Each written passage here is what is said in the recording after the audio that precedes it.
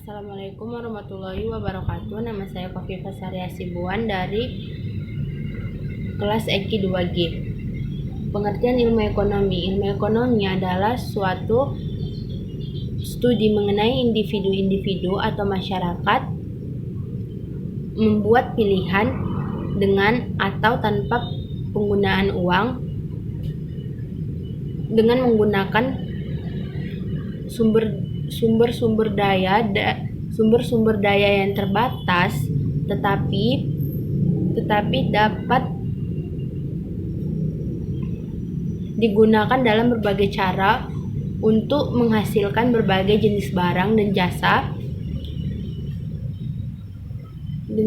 dan mendistribusikannya untuk kebutuhan konsumsi sekarang dan di masa yang akan datang kepada berbagai individu dan golongan masyarakat. Ruang lingkup ilmu ekonomi. Yang pertama, teori mikroekonomi atau disebut ekonomi mikro. Dapat diartikan sebagai ilmu ekonomi kecil. Berdasarkan ruang lingkup analisisnya, teori mikroekonomi dapat didefinisikan sebagai satu bidang studi dalam ilmu ekonomi yang menganalisis mengenai bagian-bagian dan keseluruhan kegiatan perekonomian. Kemudian teori makroekonomi. Makro berarti besar. Analisis perekonomian merupakan analisis terhadap keseluruhan kegiatan perekonomian. Analisisnya bersifat umum dan tidak memperhatikan kegiatan ekonomi yang dilakukan oleh unit-unit kecil dalam perekonomian. Secara garis besar, jenis analisis ilmu ekonomi digolongkan menjadi 3. Ya, pertama itu ekonomi deskriptif. Ilmu ekonomi yang memberikan gambaran tentang suatu keadaan atau kondisi ekonomi dengan sebenarnya. Contohnya itu krisis ekonomi di Indonesia menyebabkan menurunnya kurs rupiah terhadap US dollar. Kemudian yang kedua itu teori ekonomi. Teori ekonomi adalah pandangan-pandangan yang menggambarkan sifat hubungan yang wujud dalam kegiatan ekonomi. Contohnya itu permintaan suatu barang akan naik bila harga turun, sebaliknya permintaan akan turun bila harga akan naik, dengan asumsi penawaran dan pendapatan masyarakat itu tetap. Kemudian yang ketiga teori ekonomi aplikasi atau ekonomi terapan, bertujuan untuk menganalisa dan mengelola tentang hal-hal yang perlu dilakukan mengenai suatu kejadian dalam perekonomian. Kemudian metode analisis ilmu ekonomi. Yang pertama itu metode deduktif. Metode deduktif adalah sebuah metode menarik suatu kesimpulan berdasarkan hal-hal yang bersifat umum menjadi hal-hal yang bersifat khusus. Misalnya itu jika harga naik maka permintaan akan turun. Dan jika harga turun maka permintaan akan naik.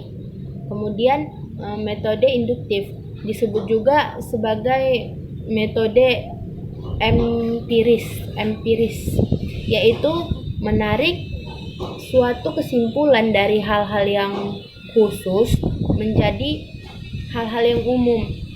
Misalnya itu kita ingin mengetahui berapa kontribusi dan dampak perubahan harga terhadap perubahan permintaan berdasarkan hukum permintaan. Kemudian pernyataan dalam teori ekonomi.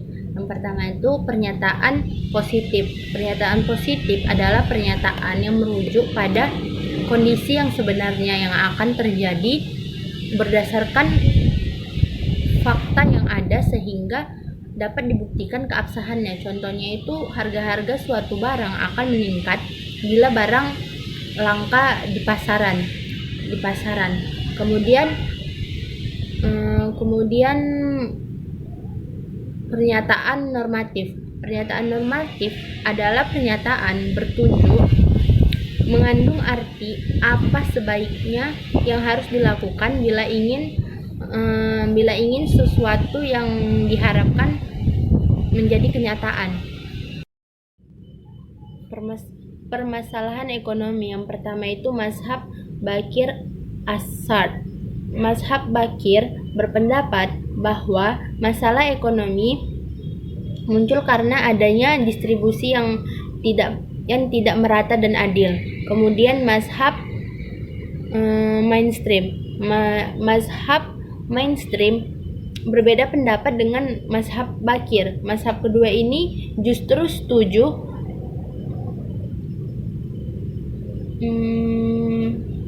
bahwa masalah ekonomi muncul karena sumber daya terbatas yang dihadapkan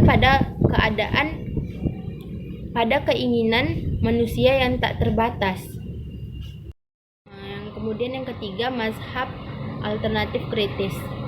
Mazhab ini mengkritik kedua mazhab sebelumnya. Mazhab Bakir dikritik sebagai mazhab yang berusaha menemukan hal baru, padahal sudah ditemukan oleh orang lain. Sementara mazhab mainstream dikritik sebagai jiplakan dari ekonomi neoklasik dengan menghilangkan variabel riba dan memasukkan variabel zakat dan niat. Mazhab ini adalah mazhab yang kritis. Mereka berpendapat analisis kritis bukan saja harus dilakukan terhadap sosialisme dan kapitalisme, tetapi juga ekonomi Islam itu sendiri. Kemudian sistem perekonomian. Yang pertama itu sistem pasar besar atau liberal atau kapitalis. Sistem ini tanpa campur tangan oleh pemerintah. Kemudian yang kedua, sistem komando. Sistem komando atau sistem ekonomi perencanaan pusat. Sistem ini dipraktekkan di negara-negara komunis yang wujud hingga awal tahun 1990-an. Kemudian sistem campuran. Sistem campuran adalah sistem ekonomi yang dikendalikan dan diawasi oleh pemerintah, tetapi masyarakat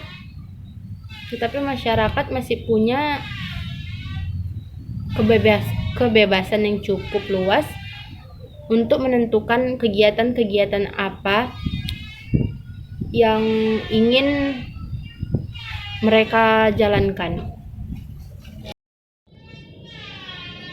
Prinsip-prinsip ekonomi. Yang pertama itu 4 prinsip yang melandasi keputusan tingkat individu, yaitu setiap individu harus melakukan trade-off. Kemudian biaya adalah apa yang dikorbankan untuk mendapatkan sesuatu. Kemudian orang rasional berpikir secara bertahap. Lalu pelaku ekonomi bereaksi terhadap insentif. Yang kedua, 3 prinsip untuk interaksi, yaitu perdagangan harus menguntungkan semua pihak. Kemudian pasar adalah wahana yang baik untuk mengorganisasikan kegiatan ekonomi. Kemudian pemerintah ada kaitannya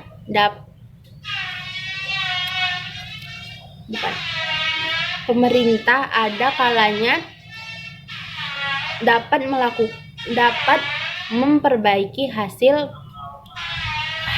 dari mekanisme pasar. Yang ketiga, prinsip cara bekerja perekonomian makro, yaitu standar suatu negara tergantung kemampuannya memperoleh barang dan jasa. Kemudian harga meningkat apabila pemerintah mencetak uang terlalu banyak. Kemudian masyarakat menghadapi trade-off jangka pendek. Assalamualaikum warahmatullahi wabarakatuh.